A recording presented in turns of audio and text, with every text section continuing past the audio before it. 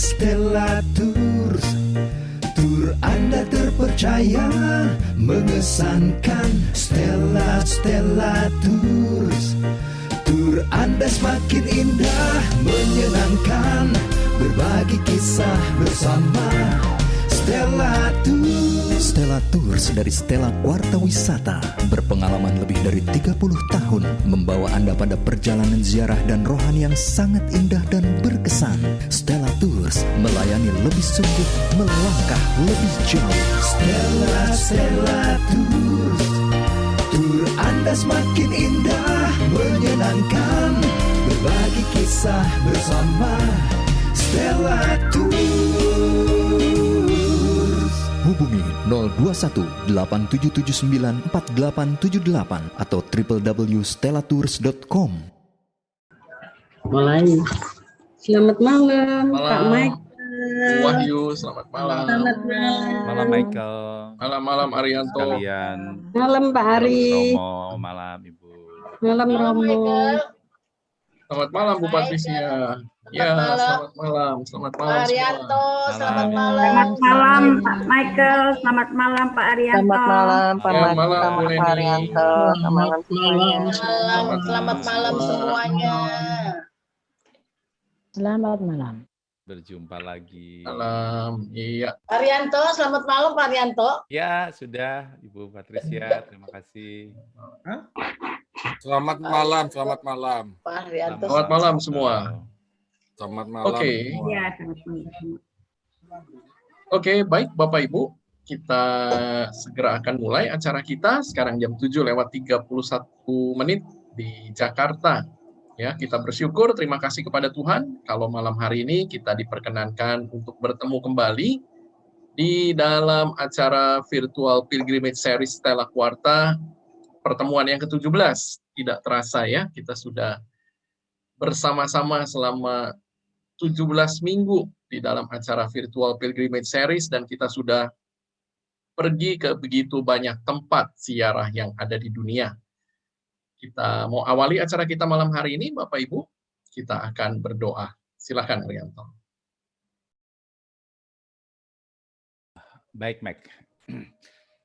Mari Bapak Ibu, para suster Romo yang terkasih, kita awali dengan doa bersama untuk memulai acara kita pada malam hari ini. Dalam nama Bapa dan Putra dan Roh Kudus. Amin.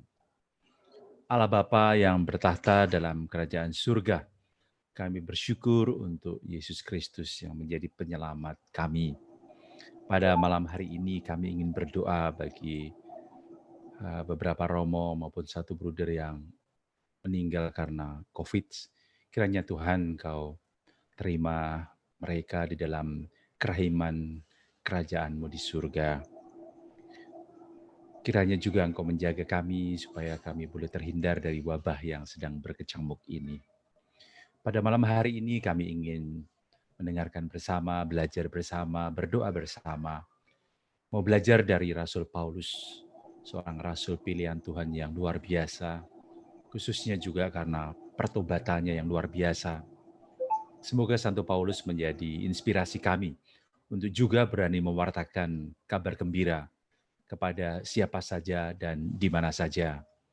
Sekaligus kami ingin belajar dari seorang Bruno Cornacchiola yang juga mengalami pertobatan yang luar biasa di dalam acara kita malam hari ini. Terima kasih ya Tuhan, berkati acara ini dari awal sampai akhir, agar semuanya boleh berjalan dengan lancar. Kemuliaan kepada Allah Bapa, Putra, dan Roh Kudus, seperti pada permulaan, sekarang selalu, dan sepanjang segala abad. Amin. Bapa dan Putra dan Roh Kudus. Amin. Michael.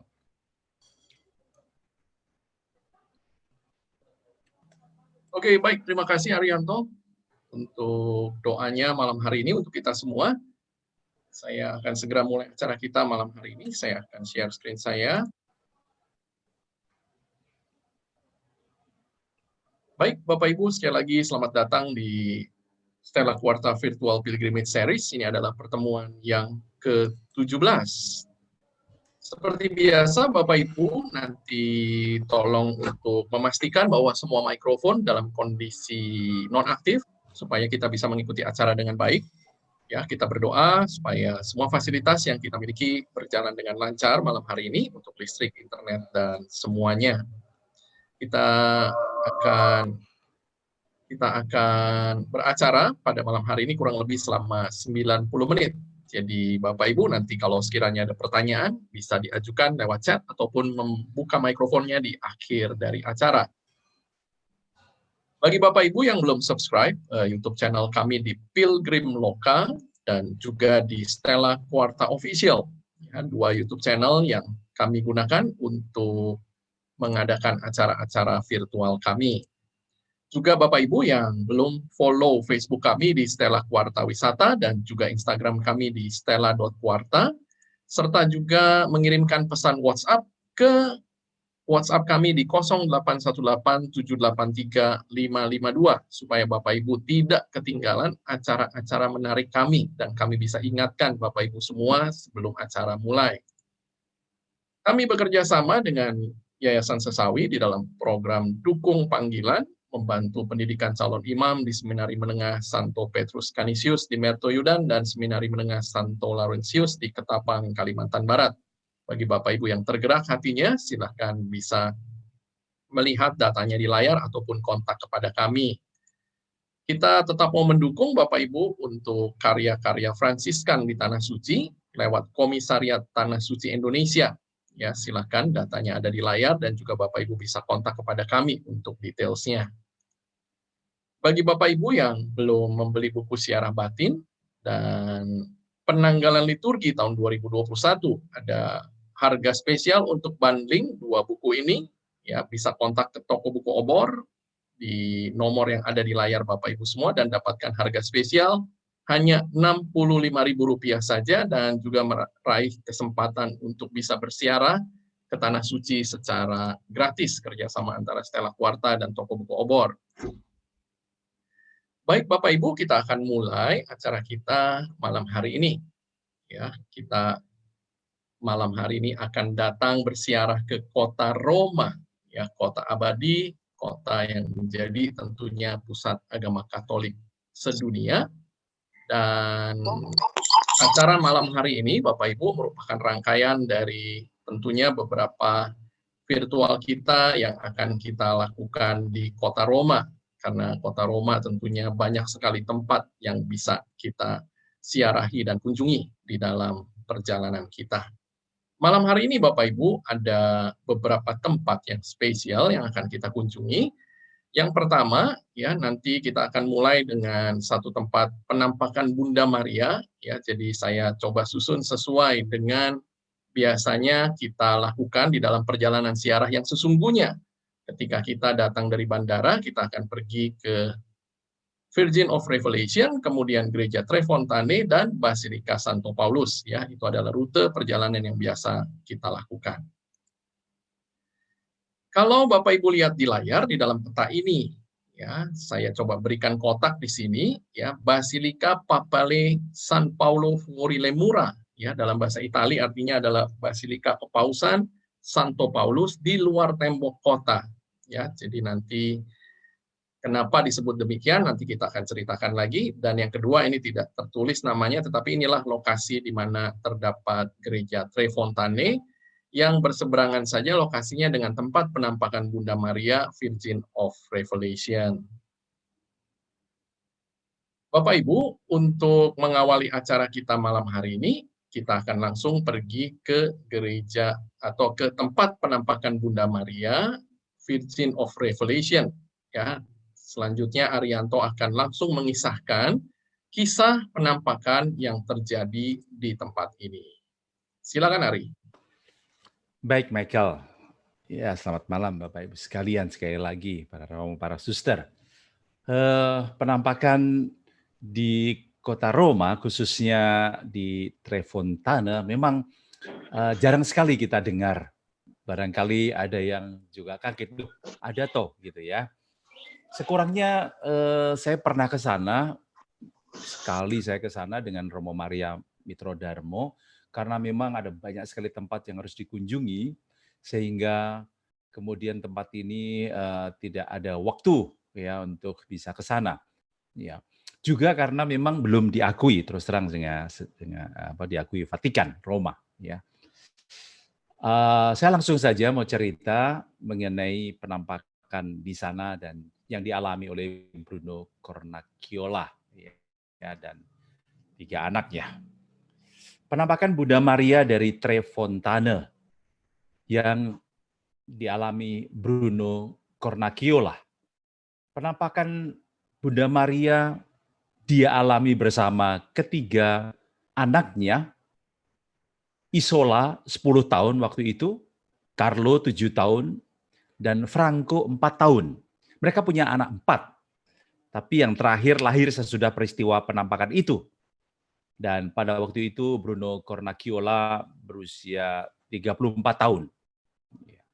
Penampakannya sendiri terjadi di tahun 1947, 12 April.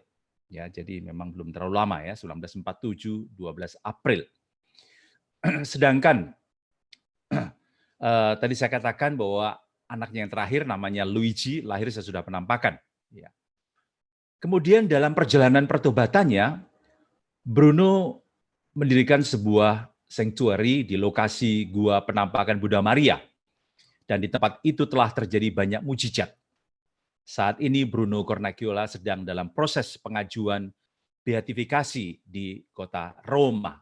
Ya, Bapak Ibu bisa melihat keluarga dari Bruno Cornacchiola pada waktu itu, ya, di sebelah kiri dari layar Bapak Ibu. Salah satu cerita yang menakjubkan tentang pertobatan seseorang menjadi Katolik yang taat adalah pertobatan dari Bruno Cornacchiola ini. Ya, bisa dilihat wajahnya juga di sebelah kiri, yang lahir 9 Mei 1913.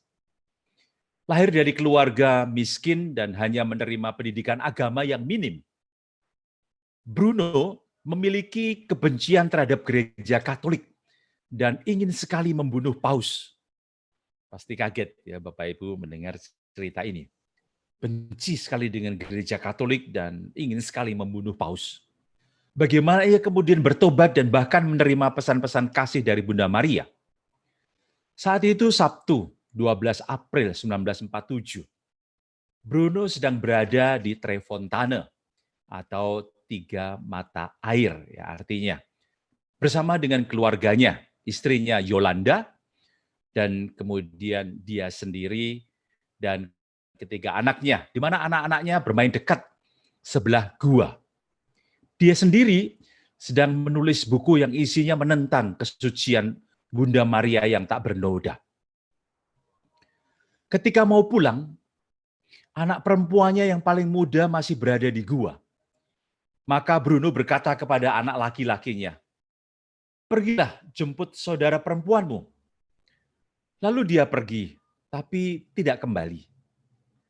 Bruno lalu mengirim anak laki-lakinya yang lain, tetapi dia juga tidak kembali. Bruno marah, dan akhirnya dia pergi sendiri, serta mendapatkan semua anak-anaknya bertiga sedang berlutut. Tangan-tangannya mereka saling bergandengan dalam doa, dan matanya penuh kegembiraan yang tak terkendali karena ada di dalam kondisi ekstase. Mereka tetap tak mendengarkan panggilan ayahnya. Bruno tiba-tiba terdorong ke tanah, supaya sedikit dipaksa berlutut yang melawan kehendaknya. Saat dia membuka matanya, Maria berada di sana, memandangnya.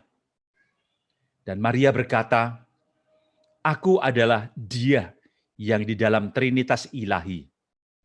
Aku adalah Santa Perawan Wahyu, the Virgin of the Revelation. Kamu telah menganiaya aku, sekarang cukuplah. Kembalilah pada kelompok suci yang menjadi pengadilan surgawi di dunia." Jadi Allah adalah tidak berubah dan akan tetap demikian. 9 Jumat pertama dalam menghormati Haiti Kudus, di mana istrimu yang setia membujuk kamu untuk mematuhinya, sebelum kamu pergi menuju jalan yang penuh kebohongan, telah menyelamatkan kamu. Bruno menceritakan bagaimana Bunda Kudus membuat gerakan tangan kanannya, menunjukkan ke arah lantai dengan telunjuknya, dan terserak di sana, di kakinya, Dia melihat sebuah salib yang hancur, sehelai kain hitam, dan sebuah jubah imam. Jubah imam yang dilemparkan di lantai menggambarkan penolakan menjadi imam oleh banyak para imam. Dia berkata, ini adalah tanda bahwa anak-anakku akan meninggalkan kebiasaannya. Kamu kuatkanlah imanmu. Anak-anakku yang Maria sebut tadi adalah anggota-anggota dari kaum religius. Maria minta supaya mereka menguatkan imannya. Salib yang hancur dekat jubah imam itu menggambarkan kemartiran para imam yang tetap setia pada Kristus di dalam penganiayaannya, di dalam kesulitan dan penderitaan hidup sehari-hari. Sementara kain hitam menyimbolkan bahwa gereja akan menjadi seorang janda, tergantung pada belas kasihan dunia.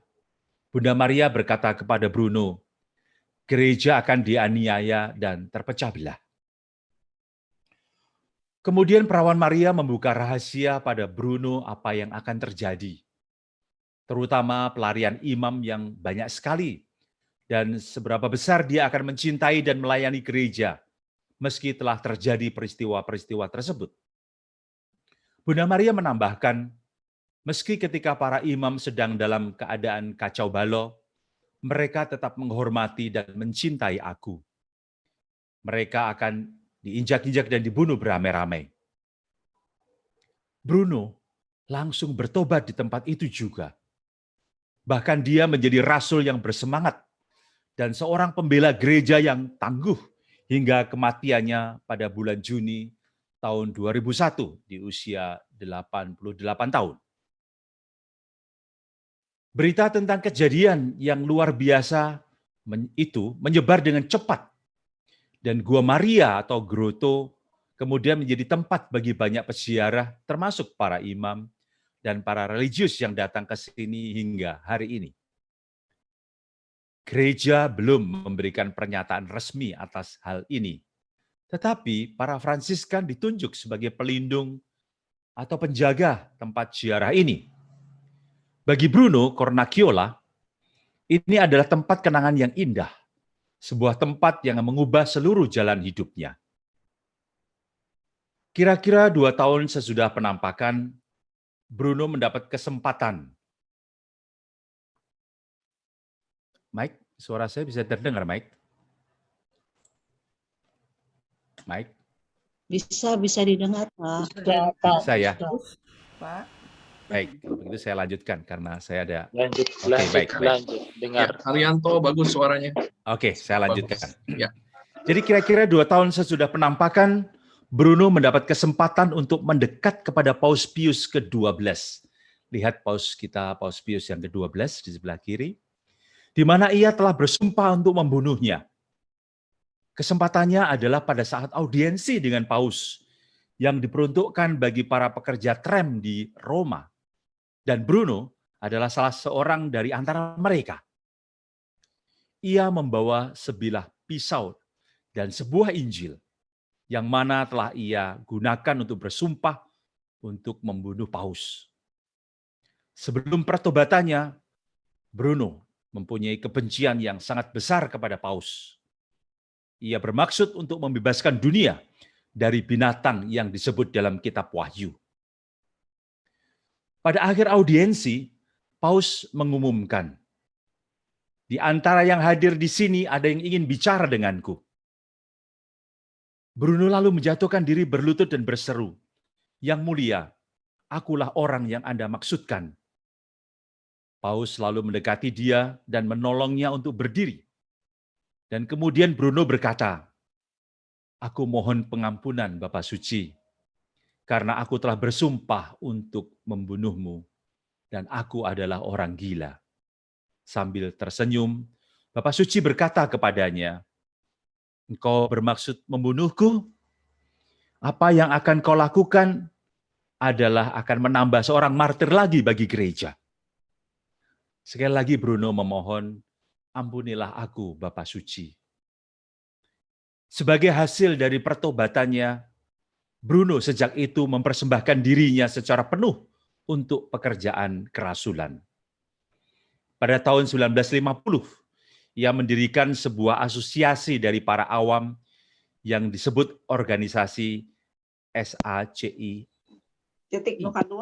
SACRI yang kantor pusatnya berada di kota Roma.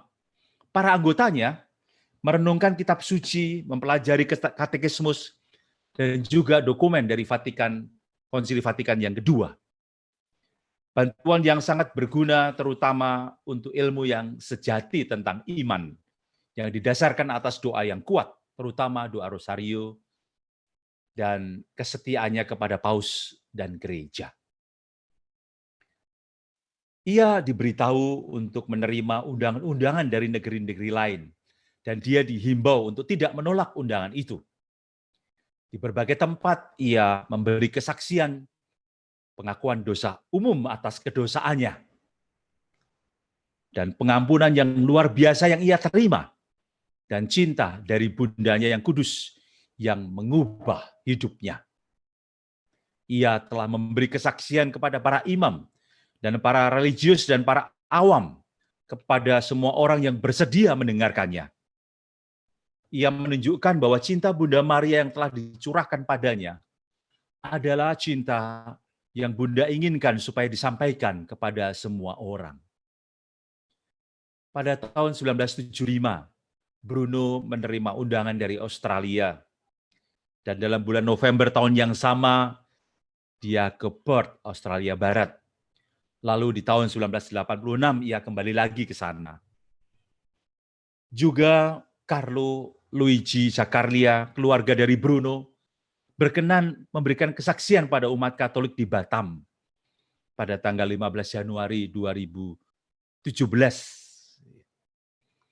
Bunda Maria berjanji di Trefontane bahwa ia telah memberi air di Lourdes dengan kekuatan penyembuhan yang ajaib. Demikian juga, ia akan memberi tanah Trefontane dengan kekuatan yang sama. Jadi kalau di Lourdes, Bunda Maria memberikan air sucinya, sementara di Trefontane, Bunda Maria memberikan tanah yang juga menjadi sarana bagi penyembuhan dan mukjizat.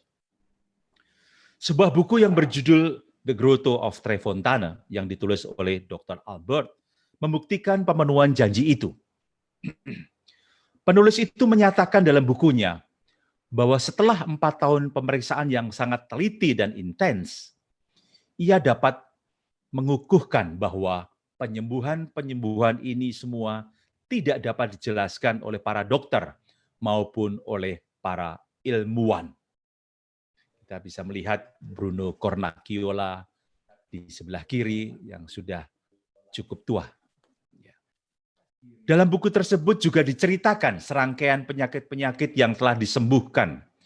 Dan salah satunya adalah yang dialami oleh seorang prajurit Neapolitan yang terbaring hampir mati di sebuah rumah sakit di Selo dengan tumor otak yang tak dapat dioperasi, dan para dokter telah menyatakan tidak ada harapan. Dalam keputusasaan itu, seorang suster, kepala biara, pergi kepada Bunda Maria Perawan Wahyu, di sebelah kiri kita bisa melihat. Malam itu juga, suster itu mengunjungi prajurit itu dan menghiburnya. Lalu ia menaburkan sedikit tanah yang diambil dari Grotto Trefontane ke atas kepala prajurit itu.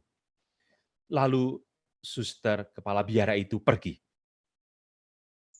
Prajurit itu lalu tertidur dan bermimpi bahwa ia melihat perawan wahyu dalam mantel hijaunya, dan perawan itu mengatakan padanya bahwa ia telah disembuhkan.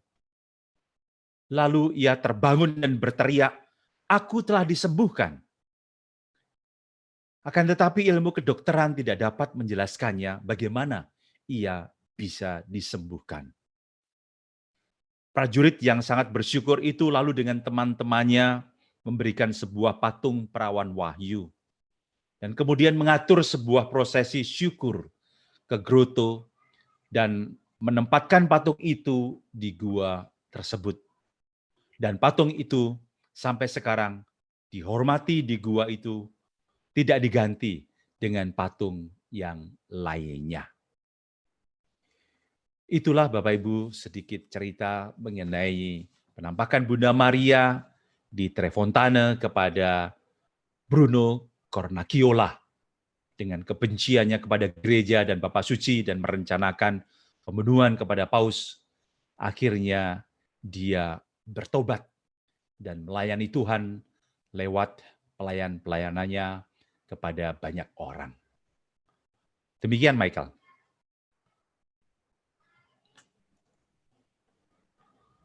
Baik, terima kasih Arianto untuk cerita yang sudah disampaikan untuk kita semua mengenai apa yang terjadi di tempat ini. Tempat ini, Bapak Ibu, bukan tempat yang memang biasanya kita kunjungi di dalam pesiarahan kita. Umumnya di dalam pesiarahan kita hanya tinggal selama 2 malam saja di Roma. Kita biasanya datang dari kota Pisa pada hari yang sebelumnya, kemudian kita akan mampir di kota Assisi. Dan setelah itu kita akan sampai di Roma di malam hari. Jadi praktis kita hanya punya 1 hari penuh dan kemudian setengah hari sebelum kita biasanya diantar ke bandara untuk kembali ke Jakarta. Jadi tempat ini umumnya kita tidak kunjungi ya Bapak Ibu di dalam pesiarahan kita. Karena memang di Roma banyak sekali tempat-tempat penting yang harus kita siarahi, ya. Di antaranya biasanya kunjungan yang pasti akan kita lakukan adalah 4 Basilika Mayor. Ya, salah satunya kita membawa Bapak Ibu malam hari ini untuk melihatnya, yaitu Basilika Santo Paulus, kemudian ada Basilika Santo Petrus, kemudian ada Basilika Santo Yohanes Lateran, dan ada Basilika Santa Maria Maggiore. Ya, nanti di dalam virtual kita beberapa waktu ke depan kita juga akan semua. Belum lagi tempat-tempat yang lain, ya, sehingga begitu padat acaranya, dan belum lagi kadang-kadang ditambah juga dengan audiensi Bapak Ibu. Ya, jadi memang waktu kita di kota Roma tidak begitu longgar. Di dalam kunjungan-kunjungan yang khusus, Bapak Ibu, untuk grup-grup yang memang sudah berulang kali pergi ke kota Roma dan kemudian ingin melihat tempat yang lain, maka kemudian biasanya kita mengajaknya pergi ke tempat ini. Ya, ketika kita turun dari bis, Bapak Ibu, kita akan melihat tulisan seperti yang ada di layar Bapak Ibu. Grotta della Madonna delle Tre Fontane. Ya, ini adalah gua tempat Bunda Maria dari Tre Fontane.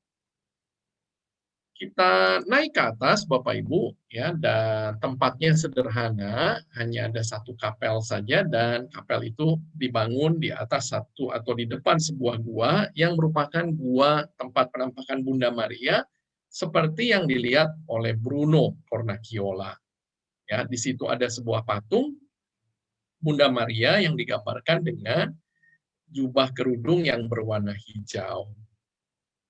Ya, kita lihat dari sisi yang lain, Bapak Ibu, kita biasanya datang ke sini, kemudian kita tentunya akan berdoa di tempat ini.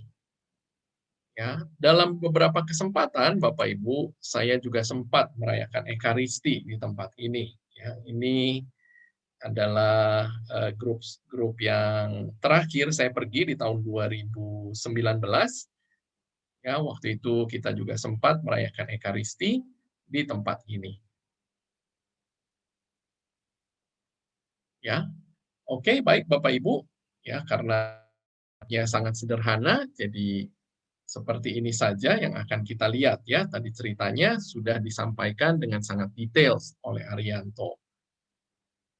Kemudian Bapak Ibu, dari tempat ini kita menyeberang jalan saja, ya. Jadi kita tidak naik bus lagi, tetapi kita menyeberang jalan saja. Seperti tadi Arianto sudah sampaikan bahwa sebetulnya lokasi ini pada masa yang lalu, ya, itu menjadi satu lokasi yang mungkin tidak ada jalannya seperti sekarang, dan anak-anak dari Bruno saat itu bermain di gua ini, di daerah yang namanya Tre Fontane.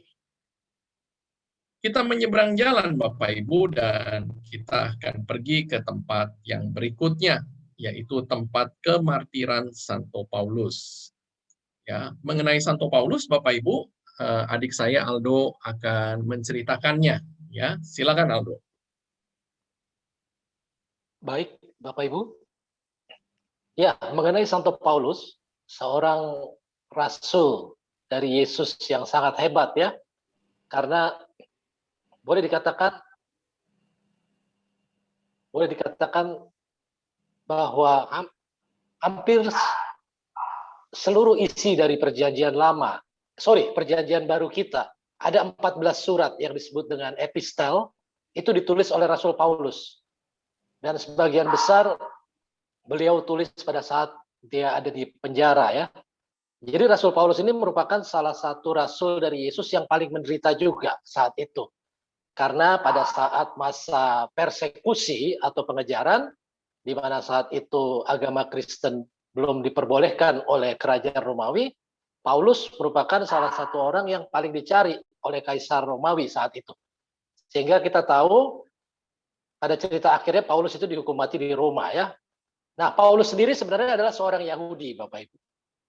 Dia namanya dulu Saulus ya. Kalau kita ingat dalam Kisah Para Rasul, dari Kisah Para Rasul 9, ketika dia begitu gentar mengejar orang Kristen saat itu, karena dia adalah orang Yahudi dari golongan Farisi yang sangat kental mazhabnya ya, artinya sangat fanatik, mereka sangat benci sekali orang Kristen saat itu, dan dia hobinya mengejar orang Kristen saat itu. Dan kita tahu bahwa waktu itu Paulus itu mendapatkan satu vision di mana ketika dia berjalan menuju Damaskus, dia melihat Yesus ya. Dia bertemu dengan Yesus dan dia bertemu dengan Yesus dan Yesus berkata kepada dia, Saulus, Saulus, mengapa engkau menganiaya aku? Dari situlah iman dia diputar balik ya. Dari seorang yang begitu tahu akan perjanjian lama, seorang Farisi yang mengerti siapa itu Mesias ya, dan itu tergenapi semua dengan ketika dia mengerti siapa itu Yesus. Makanya kita dapat temukan bahwa surat-surat Paulus yang kita temukan dalam perjanjian baru itu penuh makna teologi ya, bahkan sampai Petrus pun mengakui surat Paulus ya. Jadi seperti yang terlihat di layar, Paulus itu merupakan seorang yang terpelajar dan pintar. Titik balik yang mengubah seluruh hidupnya adalah pengalaman perjumpaan dengan Tuhan dalam perjalanan Damaskus. Dan Paulus sendiri melakukan 3 perjalanan misi di dalam hidupnya. Yang pertama, perjalanan misi berlangsung dari tahun 46 sampai tahun 49. Paulus dan Barnabas pergi ke Siprus, Pafos, Perga, Antioquia di Pisidia, Iconium, Listra dan Derbe ya. Ya, ayat halaman berikutnya, Mike. Lalu perjalanan misi yang kedua, tahun 50 sampai 52 sesudah Masehi, Paulus ditemani oleh Silas, Timotius dan Lukas pergi bermisi ke Filipi, tempat jemaat pertamanya di Eropa.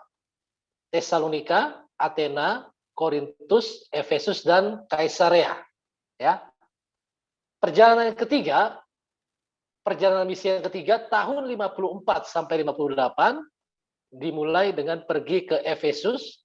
Paulus menjadikan kota itu sebagai pusat aktivitas misionernya selama 3 tahun. Ya. Efesus ini ada di Asia Kecil dulu, yang sekarang kita kenal di Turki ya. Datangnya Paulus ke Yerusalem pada tahun 58 memicu kemarahan orang-orang Yahudi. Mereka berusaha membunuh Paulus. Namun ia diamankan oleh pasukan Romawi saat itu. Dan dipenjarakan oleh Antonius, Felix, dan Prokurator Yudea selama 2 tahun di Kaisarea. Tahun 60, Paulus mengajukan permohonan naik banding ke Kaisar agar ia diadili di Roma dan tiba di Roma tahun 61. Nah, kita harus pahami bahwa Paulus ini, dia lahir di Tarsus di Asia Kecil, dia itu warga negara Romawi ya. Maka dari itu ketika ia diadili, dia harus memakai hukum hukum Romawi yang disebut dengan ius Romanum ya. Dan sehingga dia punya hak untuk diadili atau dihukum secara hukum Romawi, dan dia merasa bahwa yang harus mengadili dia adalah orang yang paling tinggi di dalam kekaisaran Romawi, yaitu Kaisar di Romawi. Sehingga kalau kita baca di Kisah Para Rasul 25, memang Paulus naik banding ya, ingin minta diadili di Roma. Jadi selama 2 tahun Paulus menjadi tahanan Roma, Dan Paulus ditahan untuk kedua kalinya di Roma dan kemudian menjadi martir pada masa Kaisar Nero, yaitu sekitar tahun 67. Ya. Ya.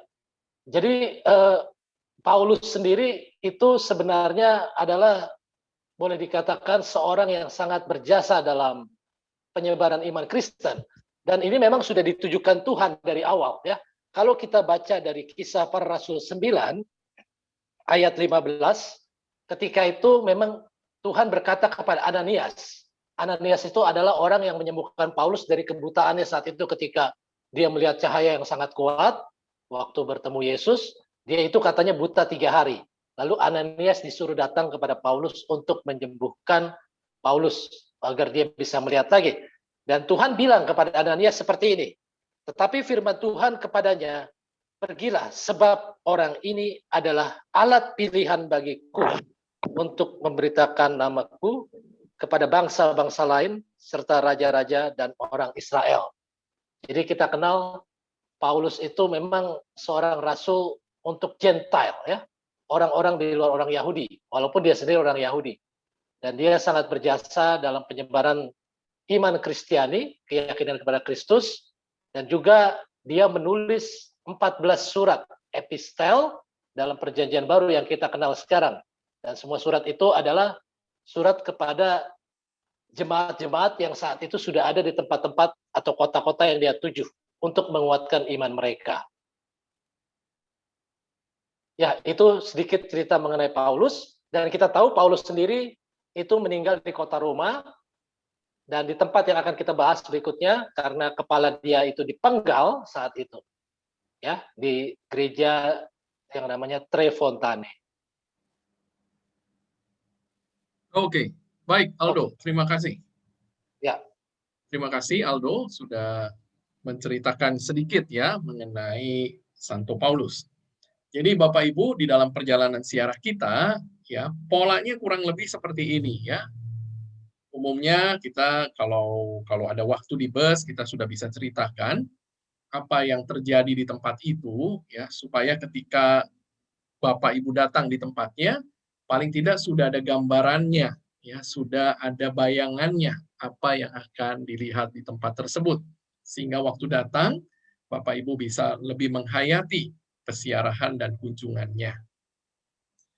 Tempat berikut Bapak Ibu kita menyeberang saja seperti tadi sudah saya sampaikan dari tempat Bunda Maria dari kitab Wahyu, The Virgin of Revelation, kita akan menyeberang lewat satu zebra cross dan kemudian kita akan berjalan kurang lebih sekitar 5 menit gitu ya. Kita akan masuk ke dalam satu kompleks biara trapis ya. Nah, biara ini Bapak Ibu juga disebut sebagai biara Tre Fontane. Ya, gereja yang pertama yang dibangun pada abad ke-5 dengan nama Gereja Santo Paulus dan 3 sumber air. Ya, nanti saya akan ceritakan lagi mengenai hal itu. Kemudian gereja ini Bapak Ibu, ya karena sudah dari abad ke-5, kemudian direnovasi lagi waktu abad ke-16 di tahun 1599. Di tempat yang sama Bapak Ibu kemudian dibangun gereja yang kedua, ya seperti yang ada di gambar di sebelah kiri. Ini adalah gereja Santa Maria Scala Coeli, ya. Scala Coeli Bapak Ibu itu artinya adalah tangga surga ya. Scala itu adalah tangga ya dan Coeli itu adalah surga. Dibangun ulang Bapak Ibu, jadi sudah ada satu gereja yang tidak diketahui kapan dibangunnya tetapi kurang lebih juga di abad keempat, abad kelima. Maka kemudian gereja yang ada ini dibangun lagi tahun 1582. Ya, jadi tradisi Bapak Ibu mengatakan bahwa gereja ini dibangun di atas sebuah gua yang merupakan makam dari kurang lebih saat itu 10.000 martir Kristen yang wafat di dalam masa pemerintahan Kaisar Romawi yang namanya Diocletianus. Kemudian ada satu gereja lagi Bapak Ibu, jadi di kompleks yang sama ada 3 buah gereja. Gereja yang ketiga ini adalah gereja yang lebih baru, namanya adalah gereja Santo Vincentius dan Santo Anastasius. Ya, ini adalah gereja yang kemudian diberikan oleh Paus kepada biarawan Trapis untuk mereka kemudian mengurus tempat ini. Ya, jadi kira-kira demikian mengenai sejarahnya tempat ini. Ketika kita berjalan, Bapak Ibu, dari jalan raya, kita akan masuk ke dalam dan kita akan bertemu suasana seperti ini. Ya, akan lewat satu jalan dengan banyak pohon dan kemudian kita akan bertemu dan melihat sebuah patung. Ya, patung siapakah ini Bapak Ibu? Ini adalah patungnya Santo Benedictus yang tentunya menjadi semangat dari para biarawan terapis yang menjaga tempat ini. Ya, kalau Bapak Ibu bisa lihat di sini ada tulisan yang sangat terkenal dari Ordo Benediktin, yaitu Ora et Labora. Ya, jadi berdoa dan juga bekerja. Ya, itu adalah moto dari para biarawan Benediktin ataupun biarawan terapis. Ya, jadi biarawan terapis ini adalah biarawan Benediktin, tetapi dalam komunitas yang lebih ketat begitu ya. Jadi di dalam Ordo Benediktin Bapak Ibu ada yang lebih ketat lagi yang kemudian biasanya kita kenal sebagai terapis. Nah, ini ketika kita masuk ke dalam, kita akan bertemu pintu gerbang ini ya. Dan kemudian kita masuk, kita lihat gereja Santa Maria Scala Coeli tadi, dan kemudian kita akan lihat di sini Bapak Ibu, ya, ada satu jalan yang sangat-sangat tentunya penting, yaitu Viale del Martirio di San Paolo. Ya, jadi ini adalah jalan di mana ketika kita masuk ke dalam kompleks ini, kemudian kita akan lewat sebuah jalan yang menjadi jalan kemartirannya Santo Paulus. Dan di sini kita harus silencio, harus silence, harus tenang. Ya, ini kunjungan saya yang terakhir bersama Romo Somar di tempat ini. Dan kita berjalan Bapak Ibu ya untuk mencapai gereja Trefontane. Ya. Nah, kita masuk ke dalam gereja Bapak Ibu ya. Suasananya temaram sekali, gelap ya, tidak banyak lampu di dalam. Ya, tetapi di sini dikisahkan mengenai kemartiran Santo Paulus. Ya, ini bagian depan gereja Bapak Ibu. Ya, di sini Santo Pauli Apostoli Martiri Locus ya. Ini adalah tempat kemartiran Santo Paulus. Dan di bagian depan gereja itu ada satu bagian yang diberi pagar seperti ini. Kenapa diberi pagar Bapak Ibu? Karena ini adalah jalan asli. Ya, ini adalah jalan dari abad pertama yang tentunya boleh kita yakini bahwa lewat bebatuan inilah juga waktu itu Paulus berjalan sebelum kemudian dihukum mati di tempat ini. Karena itu kemudian diberi pagar ya, karena tentunya ini jalan yang sangat bersejarah. Nah, di bagian dalam Bapak Ibu ya, ada beberapa relikwi yang penting. Yang pertama, biasanya ketika kita masuk, kemudian kita pergi ke arah kanan dari gereja, dan di balik sebuah pagar, Bapak Ibu, kita akan melihat pilar ini. Ya, pilar ini, Bapak Ibu, adalah pilar di mana kepalanya Santo Paulus diletakkan. Ya, waktu itu kepalanya diletakkan di atas pilar ini, sebelum kemudian dia dipenggal kepalanya. Ya, jadi kalau kita ingat Santo Petrus, Bapak Ibu, itu dihukum mati dengan cara disalibkan terbalik. Santo Paulus itu dihukum mati dengan cara dipenggal.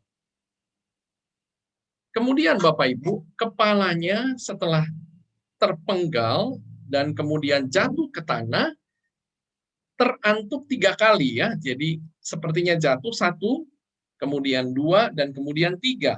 Nah, di tempat di mana kepalanya menyentuh tanah sebanyak 3 kali tersebut, kemudian muncul sumber air.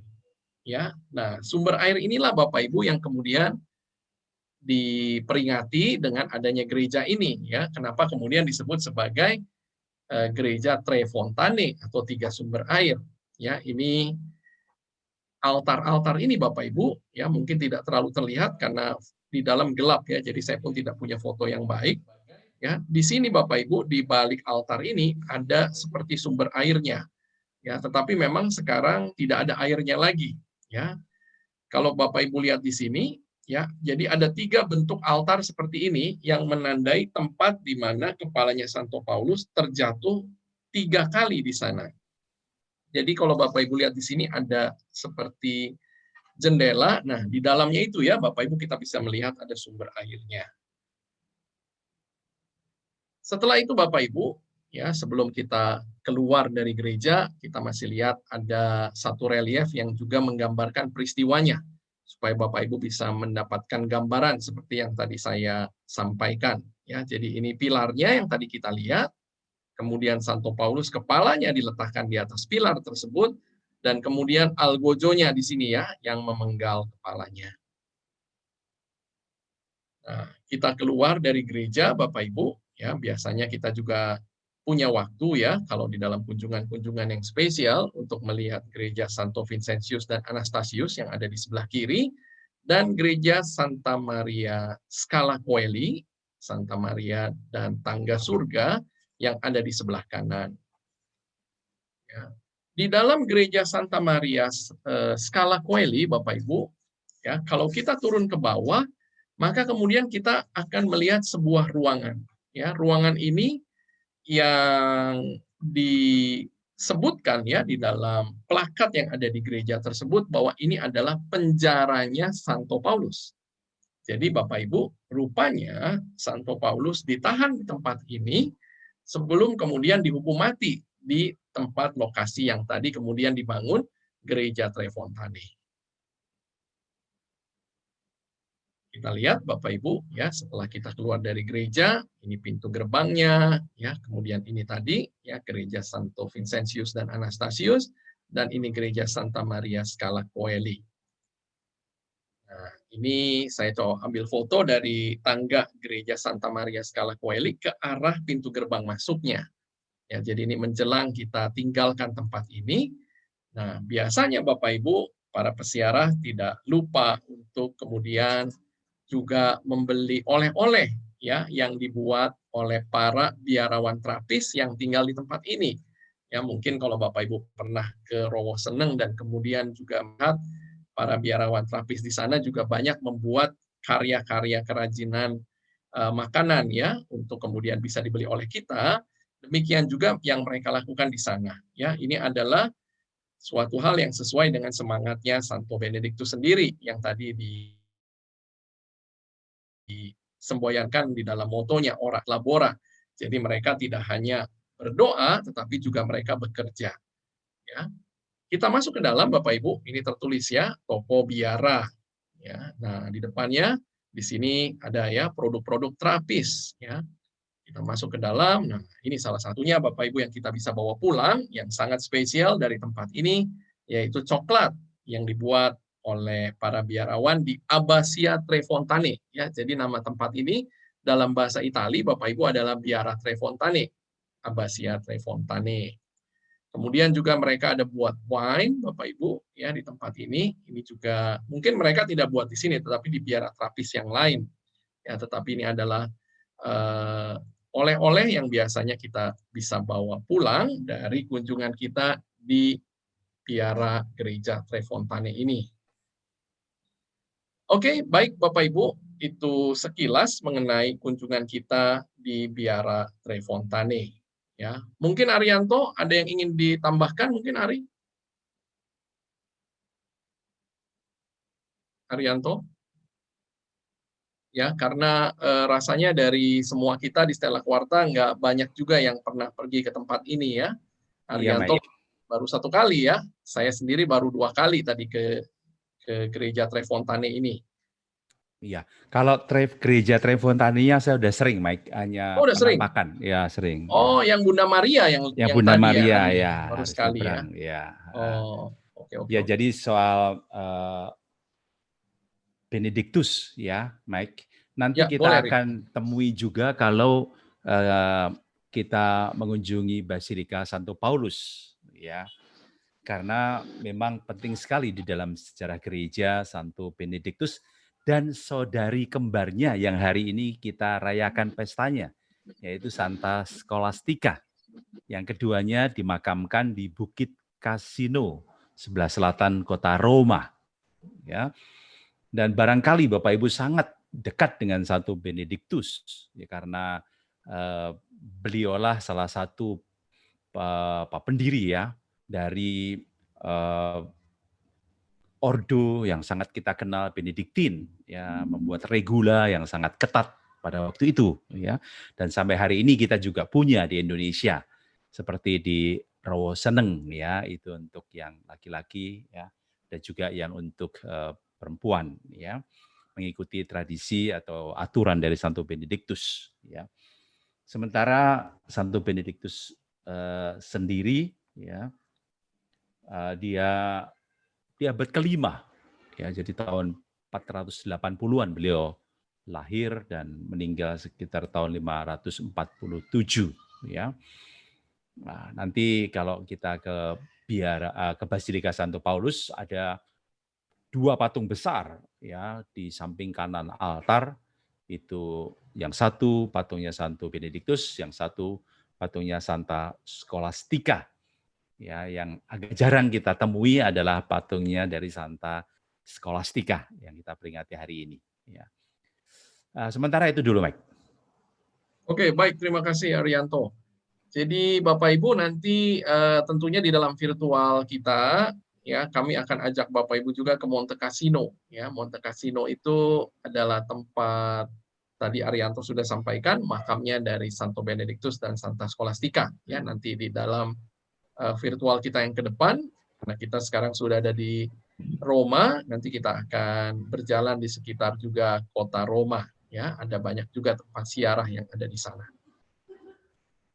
Baik, Bapak Ibu, kita tinggalkan gereja Trefontane dan kemudian kita akan naik bus, ya. Kalau kali ini kita akan naik bus kurang lebih sekitar 10 sampai 15 menit dan sampailah kita kemudian di tempat yang berikutnya, yang sangat indah, yang sangat penting, yang sangat terkenal, yaitu Basilika Santo Paulus di luar tembok kota Roma. Ya, jadi kenapa disebut Basilika Santo Paulus di luar tembok kota Roma? Karena memang pada zaman itu, Bapak Ibu, tempat ini ada di luar tembok kota Roma. Jadi sudah tidak di dalam kota Roma yang ada di dalam tembok. Ya, temboknya Bapak Ibu sampai hari ini sebagian dari tembok kota Roma masih bisa kita lihat. Jadi kalau kita datang ke kota Roma, Bapak Ibu, kita itu seperti kembali ke ribuan tahun yang lalu. Ya, kita bisa bayangkan satu kota yang menjadi tempat yang sangat penting untuk berbagai zaman. Ya, mulai dari zaman Romawi, zaman Kekaisaran Romawi, kemudian mulai zaman Bizantium ketika Kekaisaran Romawi sudah menjadi Kristen, seperti yang gereja-gerejanya kita lihat sekarang ini, dan kemudian setelah itu juga zaman Romawi modern, ya, zaman Italia sekarang ini. Jadi kita bisa bayangkan satu kota yang sudah beribu-ribu tahun berdiri di tempat yang sama, meninggalkan sejarah yang begitu panjang. Gereja atau Basilika Santo Paulus, Bapak Ibu, ya, kalau kita turun dari bus, karena tempatnya hanya tertentu untuk turun dari bus dan kemudian kita harus berjalan. Ya, pemandangan pertama yang kita lihat, Bapak Ibu, adalah yang ada di layar Bapak Ibu. Ya, ini adalah pilar-pilar yang ada di sekeliling dari Basilika. Ya, Basilika ini, Bapak Ibu, sebelum dibangun Basilika Santo Petrus yang baru, ya, karena kemudian Basilika Santo Petrus diperluas dan diperindah, adalah basilika yang terbesar di dalam kota Roma, ya. Jadi di dalam, boleh dikatakan di seluruh Italia pada saat itu ini adalah basilika yang terbesar sampai kemudian dibangunnya Basilika Santo Petrus. Sekarang ini Bapak Ibu, untuk masuk ke dalam kita perlu di semua basilika, ya. Saya kira sejak mulai ada ya, kegiatan-kegiatan terorisme di dunia, maka kemudian ke semua di basilika yang ada di kota Roma, kita harus lewat metal detektor. Ya, jadi barang-barang kita diperiksa, tas kita diperiksa, ya, kita harus lepas ikat pinggang kadang-kadang, ya, seperti kita mau terbang saja untuk bisa masuk ke dalam. Basilika Santo Paulus di luar tembok kota Roma yang pertama kali ini dibangun oleh Kaisar Konstantin, Bapak Ibu.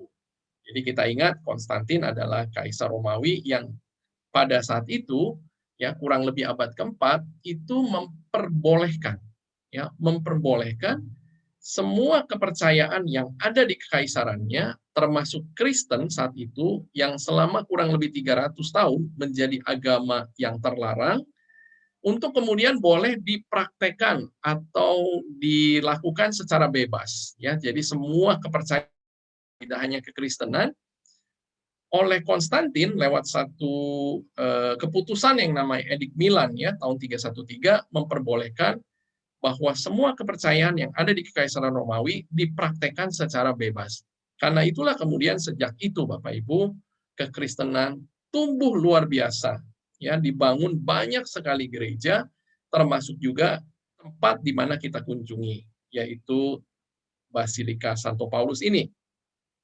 Basilika yang pertama dibangun oleh Kaisar Konstantin di atas makam Santo Paulus dan diresmikan pada tahun 324 Masehi. Ya, tahun 386 Bapak Ibu, Kaisar Theodosius yang pertama membangun basilika yang lebih besar dan lebih indah, ya, yang selama kemudian 1.500 tahun Bapak Ibu berdiri dengan megahnya, sampai kemudian terjadi satu peristiwa yang tidak disangka-sangka. Ketika para pekerja Bapak Ibu saat itu sedang mau membenarkan lapisan-lapisan timah yang ada di atap, kemudian tidak sengaja mereka ceroboh dan terjadi kebakaran. Dan 15 Juli 1823 Bapak Ibu, itu hari yang menyedihkan karena saat itulah basilika ini hancur. Ya, praktis hampir seluruh basilika hancur Bapak Ibu karena kebakaran tersebut. Dan kemudian 2 tahun kemudian tahun 1825 ya mulai dibangun ulang lagi. Jadi kalau kita lihat basilika yang sekarang Bapak Ibu, ini adalah basilika yang sudah direkonstruksi tetapi mengikuti model basilika yang terakhir di abad ke-5. Ya, jadi bentuknya masih sama semua ya Bapak Ibu dengan basilika yang abad ke-5. Basilika yang sudah diperbaiki ini kemudian diresmikan pada tahun 1854 oleh Paus Pius yang ke-9.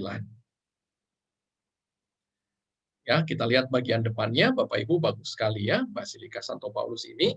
Jadi biasanya kalau kita datang di kota Roma, ya, kalau kita datang dari arah Assisi ya, dari arah utara dan kemudian kita bermalam 2 malam, umumnya kita pergi ke Basilika Santo Paulus sebelum kita ke bandara karena lokasinya menuju on the way ke airport kota Roma. Tetapi kalau kita langsung mendarat di kota Roma Bapak Ibu, biasanya kunjungan kita yang pertama adalah di Basilika Santo Paulus. Ya, kita lihat Bapak Ibu patung besar Santo Paulus yang selalu digambarkan memegang pedang ya yang ada di depan basilika. Ya, ini salah satu grup saya yang beberapa waktu yang lalu juga datang di kota Roma ya. Kemudian Bapak Ibu, di Basilika Santo Paulus seperti juga di 3 basilika utama lainnya juga terdapat pintu suci ya. Ini rombongan sedang berfoto di depan pintu suci atau Porta Santa yang dibuka terakhir di tahun Jubileum khusus Kerahiman Allah 5 tahun yang lalu, tahun 2016 ya. Jadi tahun 2016 pintu ini dibuka dan peziarah dari seluruh dunia datang ke kota Roma untuk kemudian mendapatkan indulgensi penuh ya dengan melewati salah satunya ya dari 4 syarat yang harus dilakukan saat itu, yaitu dengan melewati pintu suci ini ya. Ini adalah pintu suci yang ada di Basilika Santo Paulus. Lokasinya Bapak Ibu ada di sebelah kanan dari basilika kalau kita menghadap basilika. Ya, di depan basilika Bapak Ibu juga terdapat patung yang besar dari Santo Paulus, selalu digambarkan dengan membawa pedang, dan juga Santo Petrus yang selalu digambarkan membawa kunci. Ya, kalau Bapak Ibu mengikuti acara Biblical Journey with Father Joseph, ya waktu kita hari Senin yang lalu kita juga membahas ya mengenai peristiwa ini. Nah, di bagian pintunya Bapak Ibu ada peristiwa pertemuan antara Santo Petrus dengan Santo Paulus ya, tentunya pertemuan yang indah. Ya, mereka pun bertemu lagi di Roma Bapak Ibu ya pada saat itu. Nah, kita masuk ke bagian dalam Bapak Ibu. Wah, megah sekali ya. Kita lihat bagian atasnya dari basilika, dan yang menarik dari Basilika Santo Paulus ini Bapak Ibu dibandingkan basilika-basilika yang lain adalah terdapat di sini piring-piring Bapak Ibu yang tergambar wajah paus dari paus yang pertama yaitu Petrus sampai paus yang terakhir, paus yang ke-266 yaitu Paus Fransiskus yang pertama. Ya, jadi kita masuk ke dalam, kemudian kita akan melihat interior yang sangat indah dari Basilika Santo Paulus ini. Nah, ini Bapak Ibu mosaik indah sekali yang ada di bagian atas dari altar dari Basilika Santo Paulus. Ya, kalau kita ingin menyalakan lampunya Bapak Ibu, kita harus memasukkan koin 1 euro. Ya, sudah ada tempatnya di sana. Jadi biasanya kalau datang supaya kita semua bisa melihat dengan lebih jelas, ya kita masukkan koin 1 euro dan lampunya akan menyala seperti ini. Ya, kita lihat di sini Bapak Ibu Yesus dengan 4 penginjil yang ada ya, yang digambarkan di mosaik ini. Nah, kita lihat lagi Bapak Ibu, ini ada patungnya Santo Petrus yang ada di sebelah kiri dari Basilika di bagian dalam dan Santo Paulus yang ada di sebelah kanan.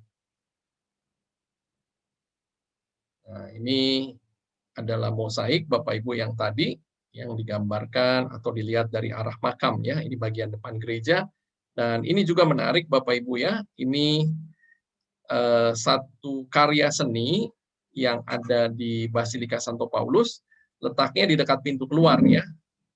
Jadi sang artis di sini mau menggambarkan orang yang ada di penjara Bapak Ibu ya. Kalau Bapak Ibu mungkin tidak begitu kelihatan, tetapi tangannya ini bolong ya. Jadi tangan ini mau menggambarkan Yesus sendiri ya, yang mengatakan saat itu ya, saya ada di dalam penjara dan kamu mengunjungi aku ya. Itu tertulis juga di dalam Alkitab ya. Ini yang ingin disampaikan oleh seniman yang membuat karya ini.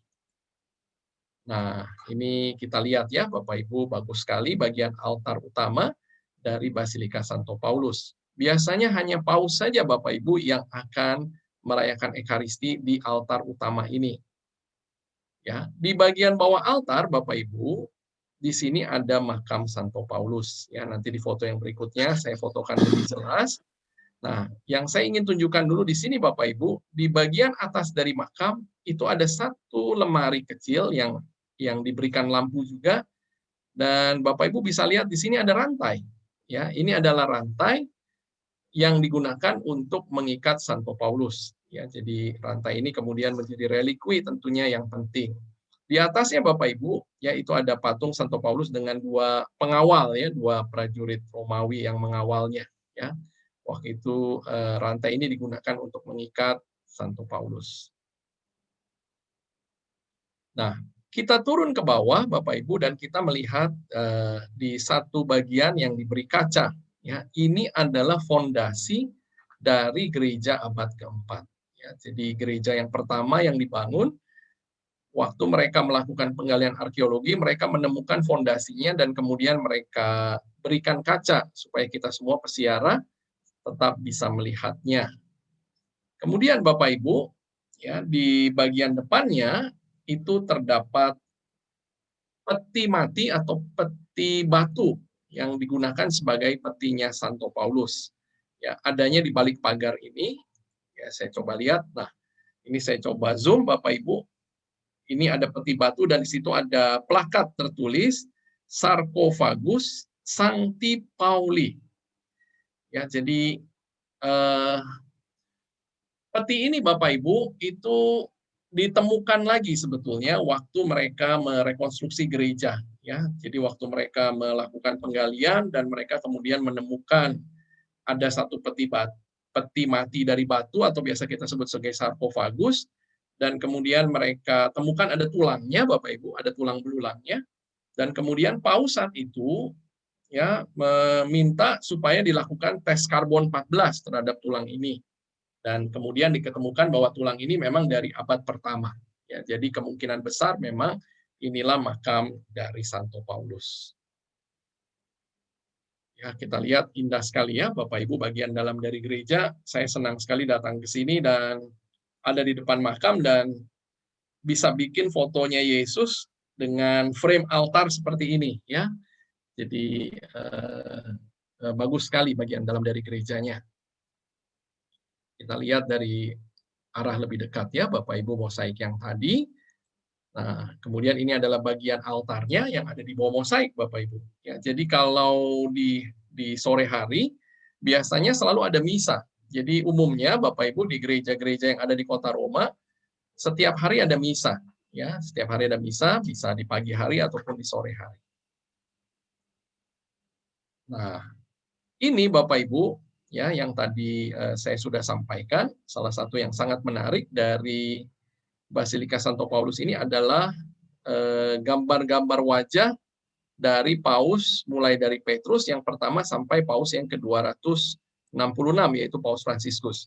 Jadi Paus yang sedang menjabat sekarang itu diberi lampu ya. Nah, di sebelahnya ini ada Paus Benediktus, ada Paus Yohanes Paulus II, ya, dan seterusnya. Nah, satu hal yang juga menarik Bapak Ibu bahwa di Basilika Santo Paulus ini, kalau Bapak Ibu ingin berdoa kepada Bunda Maria, Bapak Ibu cari patung Bunda Maria, nggak ada juga Bapak Ibu di sini. Ya, jadi yang ada ini hanyalah mosaik gambar Bunda Maria yang sangat indah. Ya, jadi kalau kita menghadap ke altar di sebelah kanan, kita akan melihat gambar ini Bapak Ibu. Ini juga gambar mosaik. Bunda Maria yang wafat di Yerusalem saat itu di antara para murid-murid Yesus, dan kemudian Bunda Maria yang diangkat ke surga dan dimahkotai sendiri oleh Yesus di surga. Ya, jadi biasanya kita berdoa di depan gambar ini Bapak Ibu ya. Ada satu altar yang indah juga di sini, dan di atasnya ada gambar Bunda Maria yang wafat, diangkat ke surga dan dimahkotai di surga. Nah, kita lihat lebih jelas di sini, ya, Paus Fransiskus, Paus ke-266, yang menjabat di gereja Katolik. Di bagian luar, Bapak Ibu, ya, waktu kita keluar, kita masih bisa melihat juga beberapa peninggalan dari gereja yang pertama, dari abad keempat. Inilah sisa-sisa dari basilikanya Konstantin. Ya, basilika yang kemudian diperluas dan diperlebar oleh kaisar yang berikutnya.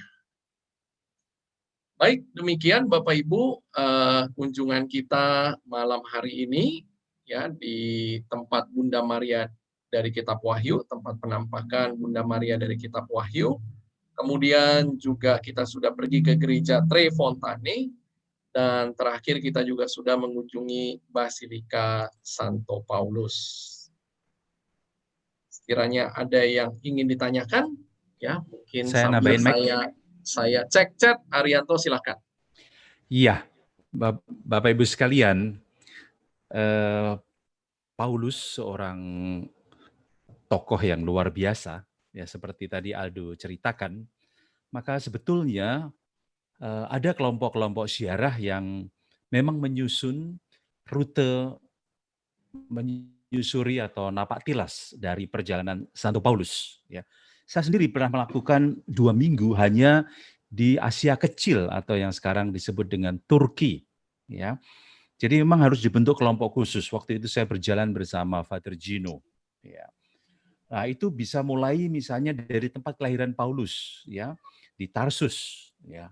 Bahkan kemudian bisa ke selatan di Antioquia de Orontes, tempat di mana pengikut Yesus atau pengikut jalan lurus disebut dengan nama Kristen, di mana Petrus juga katakanlah pernah menjadi uskup di situ. Ada gereja Petrus juga di Antioquia de Orontes, karena ada sungai Orontes yang membelah kota Antioquia. Ya, sekarang masuk wilayahnya Turki, ya berbatasan dengan Syria itu. Ya. Kemudian juga ke Antioquia di Pisidia, ya, ke Efesus, ke Tiatira, bahkan sampai ke Troas pada waktu itu saya. Ya. Dalam perjalanan yang lain, kita bisa juga menyusuri jejak Paulus di Yunani. Ya, itu bisa nanti ke Neapolis, ya, ke Filipi, ya. Di sana juga tidak jauh ada tempat di mana orang Eropa pertama yang menjadi Kristen, Bapak Ibu pasti tahu ya, namanya Lydia, pedagang kain ungu. Sekarang rumahnya dipakai untuk tempat baptisan, yaitu tidak jauh dari Filipi, ya, yang tinggal reruntuhan di mana Paulus pernah dipenjara juga di sana, ya, dan kemudian penjaranya itu terbuka dengan sendirinya karena Tuhan ikut campur tangan. Ya. Kemudian ke Tesalonika, itu kota kedua terbesar ya sesudah Athena. Ya, itu juga Santo Paulus berkarya luar biasa di situ meskipun juga beberapa kali tidak diterima, dilempari batu dan sebagainya. Ya. Juga ke Berea. Kemudian nanti baru ke Athena dan ke Korintus, ya. Dan juga Michael pernah sampai ke Malta juga. Ya, itu dalam rangka untuk menyusuri jejak-jejak Santo Paulus. Dan umumnya saya menganjurkan kalau kita berziarah menyusuri jejak Paulus, mohon diselesaikan dulu membaca Kisah Para Rasul, ya. Karena untuk memahami Paulus itu dan beberapa rasul yang lain, kita harus katam untuk khususnya Kisah Para Rasul. Itu bagus sekali. Cerita sesudah Yesus katakanlah naik ke surga, ya, dan kemudian kemana para rasul berkarya, ya, itu kita boleh membaca Kisah Para Rasul karena Kristianitas kemudian berkembang ke utara, ya, ke daerah Turki dan kemudian menyeberang ke daerah Eropa, ke Yunani, baru nyebrang lagi ke daerah Roma, ya. Jadi sebetulnya masih banyak tempat ziarah yang bisa kita eksplor, ya, tidak hanya Israel, ya, tetapi kemudian sesudah Israel kita boleh naik ke atas menyusuri jejak-jejak Santo Paulus maupun para rasul yang lainnya, ya. Jadi pada umumnya sih itu grup-grup khusus, ya. Jadi bisa kita create mau kemana perjalanannya, mau kemana saja itu bisa, ya. Nanti biasanya diskusi dengan kita, lalu kita menyusun perjalanan yang sesuai dengan rute, jarak dan juga penerbangan dan lain sebagainya, ya. Jadi itu mengenai Paulus yang boleh dikatakan rasulnya bagi bangsa-bangsa asing atau bangsa-bangsa Gentile yang waktu itu tidak percaya kepada Yesus, ya. Jadi kafir lah boleh dikatakan. Kita juga termasuk sebetulnya seperti Paulus, ya. Gara-gara Paulus juga kita juga boleh menjadi murid-murid Kristus, ya, karena pada waktu itu pada sidang atau pertama di Yerusalem kan ada pertengkaran antara Petrus dan Paulus, apakah pengikut Yesus harus disunat atau tidak, ya, dan sebagainya, ya. Itu tambahan sedikit, Mike. Thank you, Mike. Oke, baik, thank you Arianto. Ya, jadi Bapak Ibu nantikan, ya, nanti kita juga akan ajak Bapak Ibu ke tempat-tempat yang tadi Arianto sudah sampaikan. Kalau Turki, karena saya belum pernah, mungkin nanti Arianto bisa sharing banyak, ya, mengenai napaktilas Rasul Paulus di Turki. Mungkin Aldo juga belum lama pulang dari sana, Mike. Ya, Aldo juga pernah. Saya sendiri belum pernah. Tetapi Yunani 2019 bahkan saya sempat 2 kali di bulan yang sama di September waktu itu menjalani rute Santo Paulus di Yunani. Ya, jadi nanti kita akan sharingkan juga di dalam salah satu virtual kita berikutnya. Bapak Ibu, kalau virtual yang Israel, kami semua sudah kumpulkan di dalam acara virtual kami bersama Romo Yosef, ya. Jadi Biblical Journey with Father Joseph itu membahas semua tempat-tempat ziarah yang ada di Tanah Suci. Ya, mungkin juga nanti saya kira yang urusan kitab suci Paulus di Turki dan Yunani mungkin lebih cocok di Biblical Journey, ya, Rik. Iya, iya. Ya, nanti kita bisa juga atur demikian. Yang penting Bapak Ibu jangan ketinggalan, ya.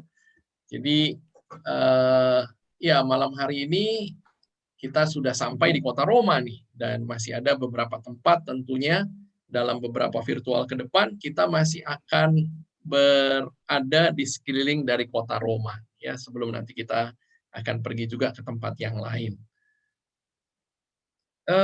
Silakan Bapak Ibu kalau ada pertanyaan, saya coba lihat di chat. Ini ada Ibu Maria. Oke, waktu saya siarah penampakan Bunda Maria dari Medali Wasiat dan di gereja di Nevers mencium bau yang harum sekali. Apakah berasal dari jenazah kedua santa itu atau dari dupa gereja? Ya, ya mungkin ini bisa kedua-duanya juga, ya. Ya, mungkin bisa kedua-duanya juga, ya. Bisa dari dupa gereja ataupun ya kita percaya, ya, bahwa tentunya jenazah-jenazah dari orang-orang kudus ini memang juga spesial ya. Jadi tergantung kepercayaan dan iman kita. Silahkan Bapak Ibu, tentunya ketika itu membuat Bapak Ibu lebih beriman dan percaya, tentunya Bapak Ibu bisa memahaminya sesuai dengan imannya Bapak Ibu semua. Oke, saya kira tidak ada pertanyaan yang lain. Di YouTube, Mike, ada Oh, di YouTube. pertanyaan. Apa pernah ziarah ke katakombe di sekitar Roma, Pak Michael? Saya pernah ke katakombe San Sebastian dan San Sebastian ya, yang San Callisto saya belum pernah, tapi itu pun udah lama sekali. Saya kira waktu saya awal-awal ke kota Roma tahun 95, ya setelah itu praktis kita nggak punya waktu ya untuk bisa pergi ke katakombe. Ya, tetapi kalau memang ada tur-tur yang spesial, kita 3 malam tinggal di kota Roma, tentunya kita bisa atur untuk bisa pergi ke katakombe. Ya, tempat yang juga tentunya menarik untuk kita kunjungi, bagaimana kita melihat orang-orang Kristen di awal-awal masa kekristenan, selama kurang lebih 300 tahun loh Bapak Ibu ya, bukan waktu yang sebentar, kekristenan menjadi agama yang terlarang. Ya, kalau disebut di dalam bahasa Latinnya itu religio illicita, ya, agama yang terlarang. Kenapa demikian Bapak Ibu? Itu karena orang-orang Kristen saat itu ya, karena Ekaristi dianggap secara salah juga ya, bahwa mereka itu sepertinya mengorbankan manusia begitu ya. Jadi dikejar-kejar saat itu oleh pemerintahan Roma. Ya, tetapi tempat yang menarik ya. Arianto kapan terakhir ke katakombe? Waktu lalu dengan Ibu Eriseda ya, dan beberapa kali saya mungkin 3 katakombe pernah saya kunjungi ya. Menarik sih sebetulnya, tapi ya harus cukup waktu itulah. Kalau 3 malam mungkin kita bisa atur yang 1 harinya kemana begitu ya. Tapi kalau 2 malam di Roma memang terlalu banyak kurang waktu lah ya, karena saking banyaknya tempat ya. Jadi umumnya tidak dikunjungi ya, kecuali kalau 3 malam itu bisa diatur, dan biasanya kita harus prepare ya, karena itu ada tiket masuk juga untuk masuk ke sana ya.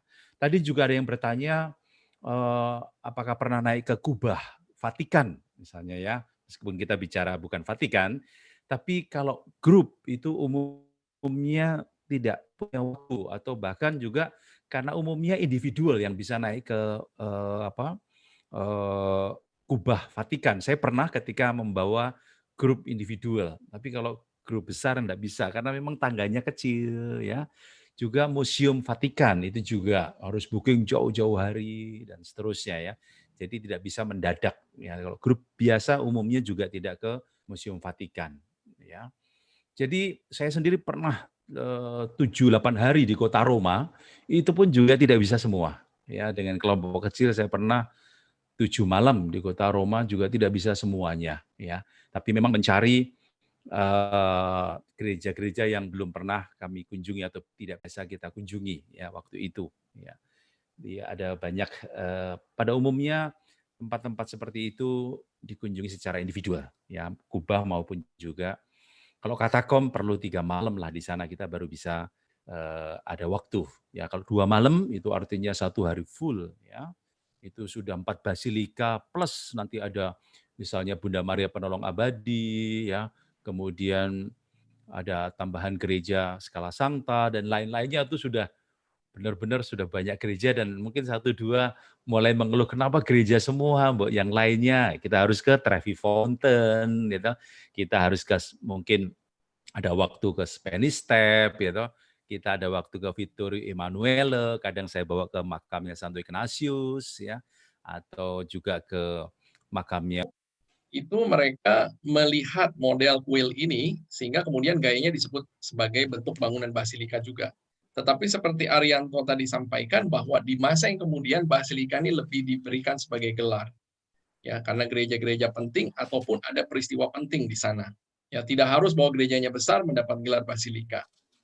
Ya, dan kemudian diberi gelar ada Basilika Mayor, itu ada di kota Roma, Bapak Ibu ada 4, dan yang lainnya diberi gelar sebagai Basilika Minor. Nah, ini tadi Arianto ada cerita sedikit mengenai pintu yang terbuka sendiri dibukakan Tuhan, mungkin pintu penjara yang ada di Filipi ya, Ria. Iya, betul. Oh, oke. Mesti baca Kisah Para Rasul, Mike. Iya. Ini kalau kita pergi ke Filipi, Bapak Ibu, ya nanti saya ajak Bapak Ibu di salah satu virtual. Itu kita pergi ke reruntuhan kota tua Filipi ya, dan kita masih bisa lihat loh penjaranya Paulus di sana. Ya, ada satu ruangan. Nah, di situ yang dipercaya sebagai tempat Paulus di penjara. Ya, jadi menarik sekali. Jadi Bapak Itu Ibu di Kisah Para Rasul ya, 16, Mike. Ya, Kisah Para Rasul 16 ya. Banyak Iya. tempat-tempat yang kita baca di kitab suci Bapak Ibu, kita masih bisa lihat sebetulnya sampai hari ini lokasi-lokasinya tersebut. Ya, walaupun tentunya ya setelah 2000 tahun, kalau ditanya apakah persis di situ ya mungkin juga kita nggak bisa tahu ya, tetapi paling nggak tradisi yang panjang Bapak Ibu, seperti juga di Israel yang sudah pernah saya sampaikan, bahwa tempat-tempat itu menjadi tempat yang penting bukan karena asal tunjuk, tetapi karena memang tradisi yang sudah mempertahankan tempat itu turun-temurun.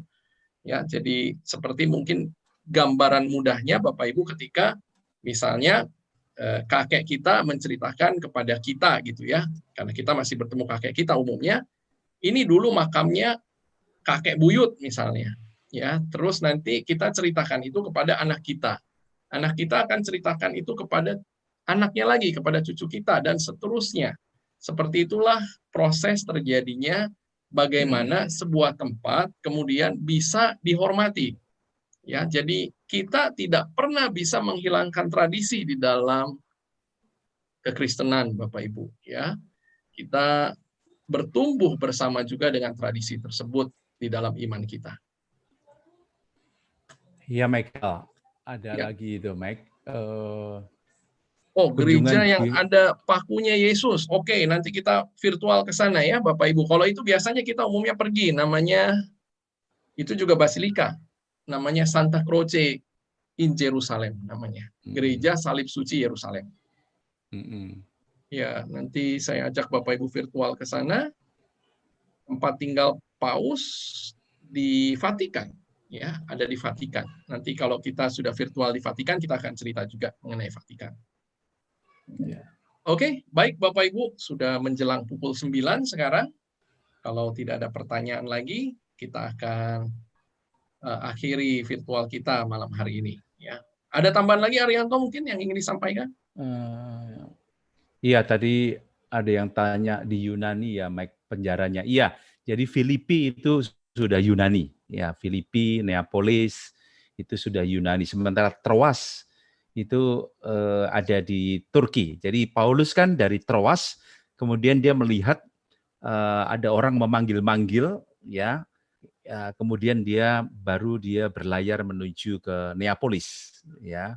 Nah, di situ ceritanya. Jadi Neapolis, Troas masih di Turki, Neapolis atau Filipi dan seterusnya, Korintus, Tesalonika itu ada di Yunani. Dan itu ada yang bertanya di YouTube, Michael. Ya.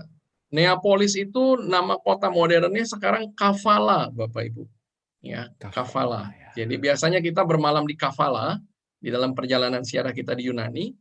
Ya. Nah, sekaligus kita melihat tempat pendaratannya Paulus. Ya, jadi bagus sekali ya.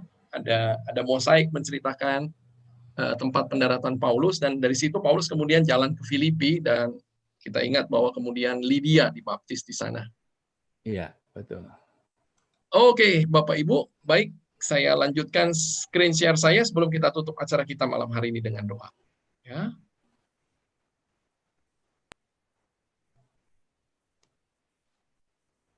Oke, baik Bapak Ibu, kita akan bertemu lagi hari Senin yang akan datang di dalam acara kita.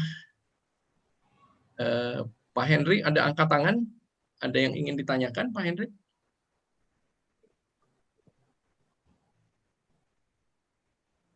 Oke, baik Bapak Ibu, kita akan bertemu lagi hari Senin tanggal 15 Februari di dalam Biblical Journey with Father Joseph. Ya, kita akan pergi masih di sekitar Danau Galilea, dan kita akan berkunjung ke Bukit Sabda Bahagia dan kota Kapernaum. Kemudian minggu yang akan datang, Bapak Ibu, kita masih akan ada di Roma dan kami akan ajak Bapak Ibu semua untuk pergi ke Gereja Santo Alfonsus Liguori, tempat ikon atau gambar Maria Bunda Penolong Abadi. Ya, dan nanti Arianto akan sampaikan kisah yang sangat menarik mengenai ikon Maria Bunda Penolong Abadi ini, ya, karena ikon ini sangat terkenal, Bapak Ibu, dan novenanya juga sangat terkenal buat kita semua. Dan gambar aslinya itu ada di kota Roma juga, ya, tidak jauh dari Basilika Santa Maria Maggiore. Karena itu kita juga akan pergi ke Basilika Santa Maria Maggiore, ya, dan kita akan melihat sisa dari palungan Yesus yang ada di Basilika Santa Maria Maggiore. Dan juga ada satu ikon Bunda Maria terkenal sekali, Bapak Ibu, ya, yang biasanya Paus Fransiskus sebelum pergi kemana-mana selalu berdoa di depan gambar Bunda Maria yang ada di gereja atau Basilika Santa Maria Maggiore, namanya Bunda Maria Penolong Kota Roma. Ya, jadi ada dua ikon yang akan kita cerita, ya, Bapak Ibu, minggu yang akan datang di dalam virtual kita, masih di Kota Roma, Rabu tanggal 17 Februari di jam yang sama 19.30. Bagi Bapak Ibu yang masih ingin membeli buku Buen Camino, masih ada kesempatan, ya, Bapak Ibu, harga spesial dari 45.000, 40.000 saja di luar ongkos kirim. Silakan Bapak Ibu bisa kontak kami bantu, ya, Pak Joko dan teman-teman untuk Bapak Ibu bisa mendapatkan buku ini, ya, supaya mudah bisa kontak di Stella Quarta di 0818783552. Sekali lagi, Bapak Ibu yang belum subscribe YouTube channel kami di Pilgrim Loka dan juga di Stella Quarta Official, ya, kami sementara akan selalu live di Pilgrim Loka, ya, sampai nanti mungkin bulan April, ya, Bapak Ibu, kita akan live lagi di Stella Quarta Official, tetapi seluruh acara kami akan kami upload di dua channel ini, supaya Bapak Ibu bisa melihat ulang di sana. Silakan follow Facebook kami di Stella Quarta Wisata dan Instagram kami di stella.quarta, dan juga kirim pesan WhatsApp, Bapak Ibu. Sekali lagi kami ingatkan supaya kami bisa selalu remind Bapak Ibu sebelum acara, ya. Jadi Bapak Ibu tidak ketinggalan acara-acara kami yang menarik. Oke, Bapak Ibu, bagi yang punya begitu banyak foto digital yang belum sempat dicetak, Bapak Ibu bisa mulai cetak lagi, ya. Jangan sampai Bapak Ibu kehilangan momen-momen kehidupan yang indah karena file digitalnya rusak. Ya, hard disk bisa rusak, CD bisa rusak, DVD bisa rusak. Ya, Facebook bisa kena hack, Bapak Ibu, ya. Jadi salah satu yang paling aman adalah tetap punya file atau punya album lagi, ya, seperti kita punya album kakek nenek kita sampai hari ini tuh karena mereka cetak, Bapak Ibu, ya. Jadi silahkan Bapak Ibu bisa klik di photobook.id. Bagi Bapak Ibu yang ingin melihat souvenir rohani bisa klik juga di catholicsouvenirs.com. Bapak Ibu, kami mengucapkan Happy Chinese New Year, ya, karena Jumat ini kita Happy Chinese New Year buat semua yang merayakannya. Bapak Ibu yang merayakannya, ya. Terima kasih sudah hadir malam hari ini. Kita akan tutup acara kita dengan doa. Silakan Arianto. Baik, kembali terima kasih para Romo, para suster, Bapak Ibu sekalian untuk berkenan dan setia bersama kami mengisi waktu luang yang disediakan Tuhan karena pandemi kita harus banyak di rumah, ya. Dan kami ditemani juga, atau kami menemani lah, saling menemani begitu, ya. Mari kita tutup acara ini dengan doa dalam nama Bapa dan Putra dan Roh Kudus. Amin. Tuhan, terima kasih untuk hari ini kami boleh melakukan banyak pekerjaan, meskipun kecil tetapi semoga berarti bagi keluarga dan siapa saja yang kami jumpai. Mohon ampun untuk semua dosa yang kami lakukan, baik melalui pikiran, perkataan, perbuatan, dan kelalaian, segala kekilafan kami. Semoga malam hari ini kami boleh beristirahat dalam naungan belas kasihan-Mu, dan esok pagi boleh bangun dengan kesegaran yang baru. Jagai kami Tuhan di masa wabah pandemik yang tidak mudah ini. Semoga dengan iman yang teguh dan tangguh kami mempercayakan diri sepenuhnya kepada-Mu.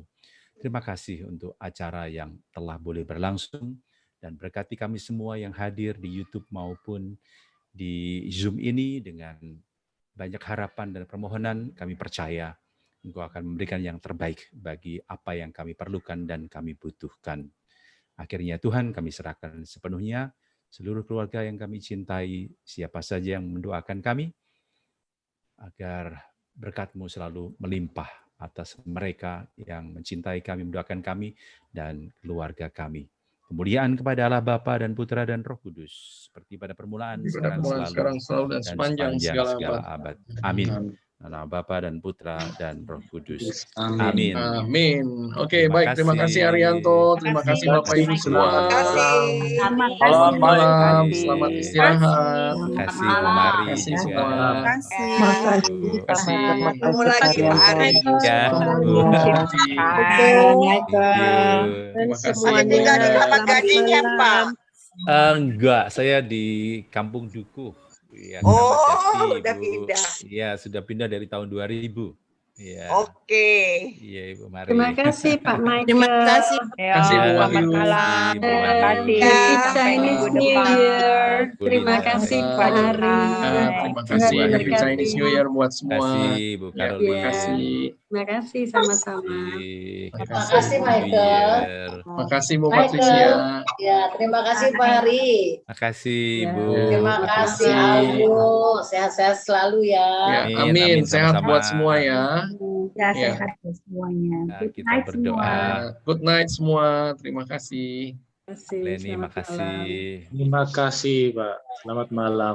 Terima kasih Pak Pak Saverius Saverius. Lijo Sandri. Iya.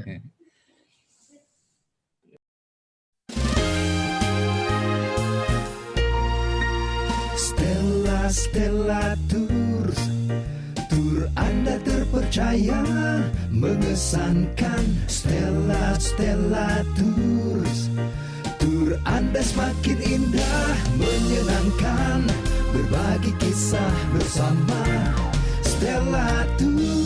Stella Tours dari Stella Warta Wisata berpengalaman lebih dari 30 tahun membawa Anda pada perjalanan ziarah dan rohani yang sangat indah dan berkesan. Stella Tours melayani lebih sungguh, melangkah lebih jauh. Stella, Stella Tours, tur Anda semakin indah, menyenangkan, berbagi kisah bersama. Stella Tours. Hubungi 021 8779 4878 atau www.stellatours.com.